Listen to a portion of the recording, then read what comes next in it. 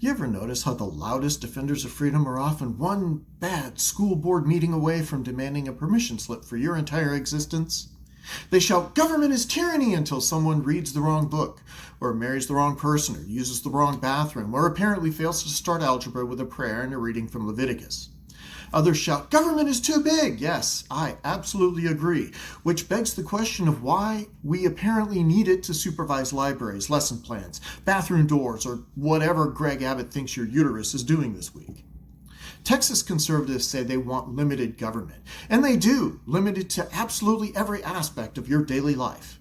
But look, Texas is hardly alone here. America has produced authoritarian busybodies in every zip code. We practically mass-produce them. They're one of our few remaining manufacturing sectors.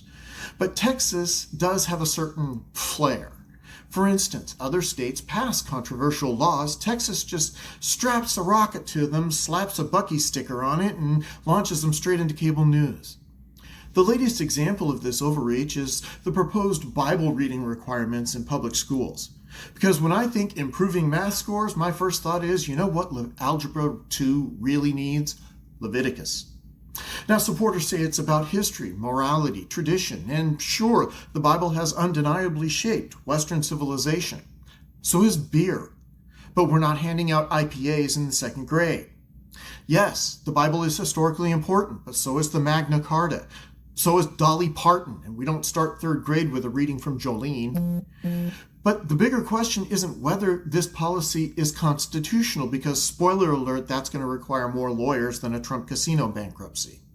The deeper question is this: why are some people so desperate and determined to control everyone else's choices? It's not stupidity. Stupid people are usually too busy microwaving metal. It's not intelligence. Smart people can be just authoritarian too. History has made that point repeatedly, often in matching uniforms. No, it's certainty, and certainty is a hell of a drug.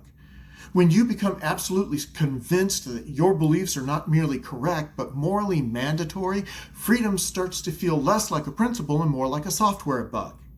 Because liberty means people can make choices you wouldn't make, choices you dislike, choices you find offensive, choices that make you wonder if civilization peaked with rotary phones. They can worship differently, love differently, raise their kids differently, and in a few of the more extreme cases, put pineapple on pizza. A free society asks you to endure all of it. That's the deal. And for some people, that's a lot.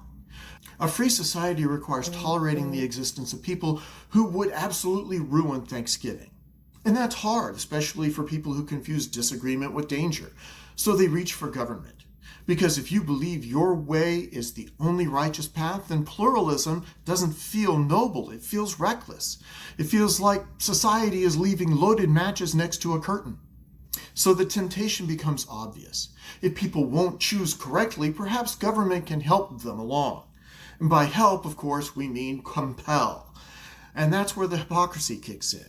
The same politicians who say Washington has too much power, that it can't deliver the mail, somehow also believe that Austin should personally supervise your uterus, your classroom, your library card, and apparently your kid's devotion schedule. That's like saying, I wouldn't trust this guy to drive, but he should absolutely perform brain surgery. And this isn't just a Republican hobby. Democrats, who have their own collection of hall monitors and amateur life coaches, can be every bit as convinced that their preferences deserve regulatory backing. Every ideology eventually produces someone who says, I support freedom, but, and then proceeds to read a list long enough to require an appendix. America has no shortage of people who would absolutely weaponize the state if given a lanyard and a modest pension. No, the real divide isn't left versus right. It's not red versus blue. It's people who can tolerate liberty and people who break out in hives when someone else uses it. It's humility versus certainty.